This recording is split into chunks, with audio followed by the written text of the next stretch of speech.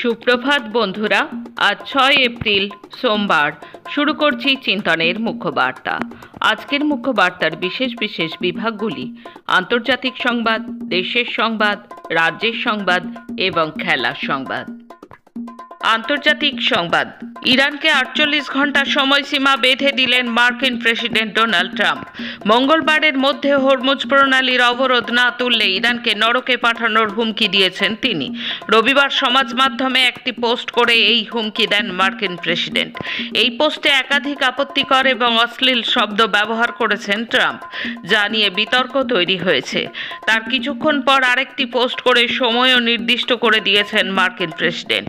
তিনি লিখেছেন, মঙ্গলবার রাত 8টা অর্থাৎ ভারতীয় সময় অনুযায়ী বুধবার সকাল 6টা পর্যন্ত সময় দেওয়া হয়েছে তেহরানকে। এবার মার্কিন গোয়েন্দা দপ্তরকে নিশানা বানালো ইরান।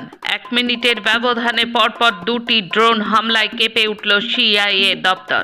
ইরানের সরকারি সংবাদ মাধ্যমের প্রতিবেদনে দাবি করা হয়েছে, সৌদি আরবে মার্কিন দূতাবাসে সিআইএ দপ্তর লক্ষ্য করে হামলা চালানো হয়েছে শনিবার গভীর রাতে। প্রথমে হামলা চালানো হয় স্থানীয় সময় রাত 1:30টায়। পরে 1 মিনিটের মধ্যে আরও একটি ড্রোন হামলা চালানো হয়। এই হামলার জেরে মার্কিন গোয়েন্দা দপ্তর ক্ষতিগ্রস্ত হয়েছে বলে দাবি করেছে ইরান। ইরানের মাটিতে রুদ্ধশ্বাস অভিযান চালিয়ে নিখোঁজ পাইলটকে উদ্ধার করল মার্কিন সেনা। প্রসঙ্গত, শুক্রবার ইরানের ক্ষেপণাস্ত্র হামলায় ক্ষতিগ্রস্ত হয়েছিল মার্কিন সেনার একটি F-15E যুদ্ধ বিমান।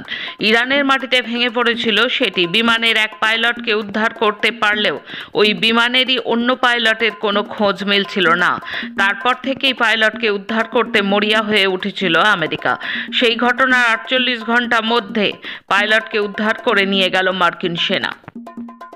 ইরান যুদ্ধ নিয়ে হতাশ সাধারণ মার্কিনিরা। দেশবাসীর কাছে ইসরায়েলের সঙ্গে যৌথ ইরানের ওপর হামলার ব্যাখ্যা দিতে বুধবার টেলিভিশনে হাজির হয়েছিলেন আমেরিকা যুক্তরাষ্ট্রের প্রেসিডেন্ট ডোনাল্ড ট্রাম্প। সেদিনের ভাষণে তিনি ইরানের ওপর তীব্র বোমা বর্ষণ করে দেশটিকে প্রস্তর যুগে ফেরত পাঠানোর হুমকি দিয়েছেন। ট্রাম্প কয়েক সপ্তাহের মধ্যে এই যুদ্ধে যুক্তরাষ্ট্রের লক্ষ্য অর্জন হবে বলেও দাবি করেছেন। কিন্তু এই যুদ্ধের প্রভাবে যুক্তরাষ্ট্রের ভিতর এবং মধ্যপ্রাচ্যের পরিস্থিতি নিয়ে সাধারণ মার্কিনিরা হতাশা প্রকাশ করেছেন। মোহাম্মদ ইউনূসের নেতৃত্বাধীন বাংলাদেশের অন্তর্বর্তীকালীন সরকার আওয়ামী লীগের কার্যক্রম নিষিদ্ধ করেছিল। সেই সরকারের সন্ত্রাস বিরোধী অধ্যাদেশকে আইনে রূপান্তরিত করতে চলেছে বর্তমান তারেক রহমান সরকার। ওই অধ্যাদেশটি সংশোধন করে তাতে শাস্তির বিধান যুক্ত করার প্রস্তাব দেওয়া হয়েছে। এই নিয়ে আওয়ামী লীগের প্রতিক্রিয়া, দলকে নিষিদ্ধ করা এবং রাজনৈতিক কার্যকলাপে নিষেধাজ্ঞা আওয়ামী লীগের জন্য নতুন কিছু নয়। অতীতে দল এমন বিপর্যয় মোকাবিলা করেছে। আসছি দেশের খবরে। এবার ইরান থেকে তেল কিনছে ভারত। দীর্ঘ প্রায় 7 বছর পর ফের ইরান থেকে তেল কিনছে ভারত। হরমুজ প্রণালী ঘিরে সরবরাহে বিঘ্নের জেরে এই পদক্ষেপ বলে জানালো পেট্রোলিয়াম ও প্রাকৃতিক গ্যাস মন্ত্রক। মন্ত্রকের তরফে বলা হয়েছে, মধ্যপ্রাচ্যের সরবরাহের সমস্যার মধ্যে ভারতীয় রিফাইনারিগুলি নিজেদের চাহিদা মেটাতে প্রয়োজনীয় কাঁচা তেল সংগ্রহ করছে, যার মধ্যে ইরান থেকেও তেল কেনা হচ্ছে। এই লেনদেনে কোনো পেমেন্ট সংক্রান্ত বাধা নেই। উল্লেখ্য, 2019 সালের মে মাসের পর থেকে মার্কিন চাপের জেরে তেহরান থেকে তেল আমদানি বন্ধ ছিল। মার্কিন এই নিষেধাজ্ঞা এমনভাবে বুমেরাং হয়ে ওঠে যে সরবরাহে ঘাটতি সামাল দিতে গত মাসেই ইরানের তেল ও রিফাইনারি পণ্যের ওপর নিষেধাজ্ঞা শিথিল করতে বাধ্য হয় যুক্তরাষ্ট্র। এপস্টেন আম্বানি যোগাযোগ আবার সামনে এলো। হোয়াইট হাউসের ইনসাইডার পরিচয়ে ঘনিষ্ঠতা, তারপর পরামর্শ। ভারতীয় শিল্পপতি অনিল আম্বানির সঙ্গে যৌন অপরাধে দোষী সাব্যস্ত জেফ্রি এপস্টেনের সম্পর্ক নিয়ে চাঞ্চল্যকর তথ্য সামনে আনলো নিউ ইয়র্ক টাইমস। মার্কিন বিচার বিভাগ প্রকাশিত বার্তা আদান প্রদানের ভিত্তিতে তৈরি রিপোর্টে দাবি করা হয়েছে, 2017 থেকে 2019 সালের মধ্যে শতাধিকবার যোগাযোগ হয়েছিল দুজনের মধ্যে। তখনই ডোনাল্ড ট্রাম্প প্রথমবার প্রেসিডেন্ট হওয়ার পর মার্কিন জাতীয় নিরাপত্তা কৌশলে ভারতের জায়গা কোথায় হতে পারে তা জানতে আগ্রহী ছিলেন ব্যবসায়ী আম্বানি। সেই সূত্রেই এপস্টেনের সঙ্গে যোগাযোগ। একটি বার্তায় আম্বানি লিখেছিলেন, হোয়াইট হাউসের সঙ্গে ভারতের সম্পর্ক ও প্রতিরক্ষা সহযোগিতা নিয়ে আপনার পরামর্শ দরকার। উত্তরে এপস্টেইন আশ্বাস দেন তিনি ভিতরের তথ্য জোগাড় করে দেবেন। রিপোর্ট অনুযায়ী ট্রাম্প প্রশাসনের নীতি ও নিয়োগ সংক্রান্ত কিছু তথ্য আগে থেকেই জানতেন এপস্টেইন, যা পরে সঠিক বলে প্রমাণিত হয়েছে। প্রায় 10 মাস কেটে গেল, তবুও প্রশ্নের উত্তর মেলেনি। গুজরাটের আহমেদাবাদে ভয়াবহ এয়ার ইন্ডিয়া বিমান দুর্ঘটনায় 260 জনের মৃত্যুর পর এবার দুর্ঘটনার আসল কারণ জানার দাবিতে সরব হলেন নিহতদের পরিবার। ককপিটে ভয়েস রেকর্ডার এবং ফ্লাইট ডাটা রেকর্ডারের তথ্য প্রকাশ্যে আনার আবেদন জানিয়ে সরাসরি প্রধানমন্ত্রী নরেন্দ্র মোদীকে চিঠি পাঠালেন তাঁরা। গড় তাপমাত্রা বাড়ায় অনিশ্চিত ভারতের খাদ্য ভবিষ্যৎ। অদূর ভবিষ্যতে উপযুক্ত পরিমাণে খাবার পাওয়ার সম্ভাবনা যে দেশগুলোতে ক্রমশ কমছে, তাদের মধ্যে রয়েছে ভারতও। সম্প্রতি এক গবেষণায় দেখা গেছে, যেভাবে বিশ্ব উষ্ণায়নের ফলে পৃথিবী জুড়ে গড় তাপমাত্রা বাড়তে শুরু করেছে, তার সরাসরি প্রভাব খাদ্য উৎপাদনের ওপর পড়েছে। ভারতের অর্থনীতি কৃষি প্রধান।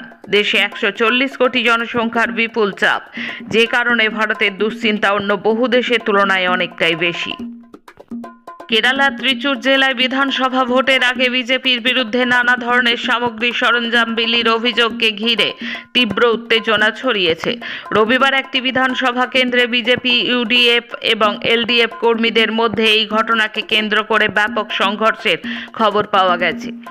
দেশের বিধানসভা ভোটের আগে 650 কোটি বেআইনি নগদ টাকা মদ বাজেয়াপ্ত, তার অর্ধেকই পশ্চিমবঙ্গ থেকে।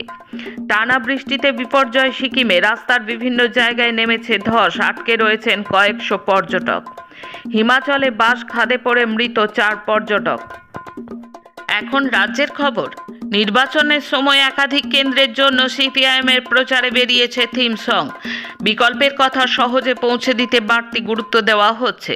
সিপিআইএমের ফেসবুক পেজ থেকে পোস্ট গানটি শুরু হচ্ছে, চলছে যত ধাপ্পাবাজি 1.5 দশক পার, বাজার গেলে লাগছে ছ্যাঁকা, পকেটে নেই ধার। এই কথায় গত 15 বছরে রাজ্যের অবস্থা বোঝাতেই এই কথা। দুর্নীতি, 2 ফুলের সেটিংয়ের পাশাপাশি রয়েছে বামপন্থীদের বিকল্পের কথাও। গানে বলা হচ্ছে, আমরা করব শিল্প তালুক, চাকরি হবে রাজ্যে, জেলে যাবে শান্তি কিছু, চুরি ওদের কাজে, কথা চোখে চোখ রেখে হাই ভোল্টেজ শক, এবার ভোটে বুঝিয়ে দেব লাল পতাকার ধক। স্কুল বাঁচানোর কথা থেকে চা বাগানের শ্রমিকদের পাশে থাকার বার্তা। মাঠের কৃষক ক্ষেতমজুরদের কথাও বলা হয়েছে এই গানে। দুর্ঘটনা নয়, পরিকল্পনা করে বিচারকদের সঙ্গে থাকা পাইলট কারে হামলা চালানো হয়েছিল। তদন্তে চাঞ্চল্যকর ভিডিও ফুটেজ হাতে এলো কেন্দ্রীয় তদন্তকারী সংস্থা এনআইএর হাতে। সোমবার সুপ্রিম কোর্টে ফের এই সংক্রান্ত মামলার শুনানি হবে। শুনানিতে মোথাবাড়ির ঘটনার প্রাথমিক রিপোর্ট জমা দিতে পারে কেন্দ্রীয় ওই তদন্তকারী সংস্থা। আর তার আগেই বুধবার ঘটনার দিনের একাধিক ফুটেজ হাতে এসেছে গোয়েন্দাদের, যার মধ্যে একটিতে দেখা যাচ্ছে বিচারকদের গাড়ি আটকাতে আগে থেকেই বাঁশ ফেলে রাখা হয়েছিল, কিন্তু কে বা কারা সেই পরিকল্পনা করেছে সেগুলি খতিয়ে দেখছে এনআইএ। কাজের কথা নেই, বন্ধ চা বাগান খোলার কথা নেই, শিল্প কারখানার কথাও নেই। বিধানসভা নির্বাচন ঘোষিত হওয়ার পর প্রধানমন্ত্রী নরেন্দ্র মোদীর প্রথম নির্বাচনী জনসভায় রাজ্যবাসীর জন্য বার্তা একটি, যত দোষ শুধু ঘুষপেটিয়ার, অর্থাৎ অনুপ্রবেশের। বিজেপির রাজ্যে সরকার গড়লে অনুপ্রবেশ বন্ধ হবে। এদিন রাসমেলার মাঠে রীতিমতো ভয় দেখিয়েছেন মোদী। দেশের প্রধানমন্ত্রী বলেছেন, অনুপ্রবেশের জন্য বাংলার ডেমোগ্রাফি বদলে যাচ্ছে। নিজের দেশে স্বাধীনতা হারানোর ভয় আছে। যদিও 2011-র জনসমীক্ষা এমন তথ্য দেয়নি, আর মোদী সরকার সময় মতো নতুন জনগণনা করায়নি, তার রিপোর্টও নেই। তবে তারই সরকার জানাচ্ছে, চীন ছাড়া দেশের আর প্রতিটি আন্তর্জাতিক সীমান্ত দিয়ে তাঁর শাসনে অনুপ্রবেশ হচ্ছে। প্রধানমন্ত্রী হয়ে সারদা নারদা স্টিং অপারেশন সহ কোনো দুর্নীতির তদন্ত শেষ হয়নি, কারো শাস্তি হয়নি। উল্টে শুভেন্দু অধিকারী, মুকুল রায় সহ নানা দুর্নীতিতে অভিযুক্তদের বিজেপি দলে নিয়েছে। চলছে। রবিবার কোচবিহারে সেই প্রধানমন্ত্রী বললেন, রাজ্যে বিজেপি সরকার হলে সব দুর্নীতিগ্রস্তদের টাকা উদ্ধার করা হবে, ছাড়া হবে না কাউকে। রবিবার তিনি 40 মিনিট বক্তব্য রাখলেন ঠিকই, কিন্তু উত্তরবঙ্গে চা শ্রমিকদের সমস্যা নিয়ে মুখ খুললেন না। অথচ এই সভায় এসেছিলেন আলিপুরদুয়ার জেলার চা শ্রমিকেরাও। আদিবাসী সংস্কৃতির ঐতিহ্য আর সম্প্রীতির মেলবন্ধনে রবিবার উৎসবের মেজাজে মাতল নাগরাকাটা ব্লকের শুল্কাপাড়া 9 লাইন এলাকা। নয়া লাইন শুল্কাপাড়া সারবহুল কমিটির উদ্যোগে এদিন সাড়ম্বরে আয়োজিত হলো সারবহুল মিলন সমারোহ। চিরাচরিত প্রথা মেনে আদিবাসী সংস্কৃতির এই অন্যতম প্রধান উৎসবকে ঘিরে এদিন নয়া লাইন এলাকায় উন্মাদনা ছিল চোখে পড়ার মতো। সাধারণত কৃষ্ণপক্ষে সারহুল উৎসব পালিত হলেও এবছর পঞ্জিকার গণনায় কিছুটা পরিবর্তন আসায় 2 তারিখের পর শুক্লপক্ষ শুরু হয়েছে। সেই কারণেই গ্রামবাসীরা সম্মিলিতভাবে আলোচনার মাধ্যমে রবিবার দিনটিকেই সারহুল পালনের জন্য বেছে নেন। একদিকে সারহুল, অন্যদিকে হোলি, এই 2 উৎসবের আমেজকে এক সূত্রে বাঁধতে কমিটির পক্ষ থেকে এই মিলন সমারোহের পরিকল্পনা নেওয়া হয়। শেষে খেলার খবর। বিতর্কে ভারতীয় হকি কর্তার বিরুদ্ধে আবার হেনস্থার অভিযোগ। সরব মহিলা খেলোয়াড়, কোচ, অফিসিয়ালেরা। অভিযুক্ত হকি কর্তার বিরুদ্ধে আগেও নানা অভিযোগ উঠেছে। এক মহিলা হকি আম্পায়ার জানিয়েছেন, প্রথমবার তাদের অভিযোগকে কোনো গুরুত্বই দেওয়া হয়নি। ওই কর্তার বিরুদ্ধে অভিযোগ জানানো হয়েছে স্পোর্টস অথরিটি অফ ইন্ডিয়ার ডিরেক্টর হরিরঞ্জন রাও, ইন্টারন্যাশনাল কমপ্লেন্টস কমিটি ডিরেক্টর কল্পনা শর্মা এবং হকি ইন্ডিয়ার সভাপতি দিলীপ তির্কেকে। 3 জনের কাছে পাঠানো ইমেলে পাঠানো হয়েছে বেনামে। 2026 উইমেন্স ক্যান্ডিডেটস দাবা টুর্নামেন্টে ভারতীয় গ্র্যান্ডমাস্টার আর বৈশালী টানা দ্বিতীয় জয় তুলে নিয়েছেন। চীনের শক্তিশালী প্রতিপক্ষ তান ঝং ইর একটি বড় ভুলকে কাজে লাগিয়ে তিনি বর্তমানে পয়েন্ট তালিকায় 2য় স্থানে উঠে এসেছেন। আজকের মুখ্য বার্তা এই পর্যন্ত। নমস্কার।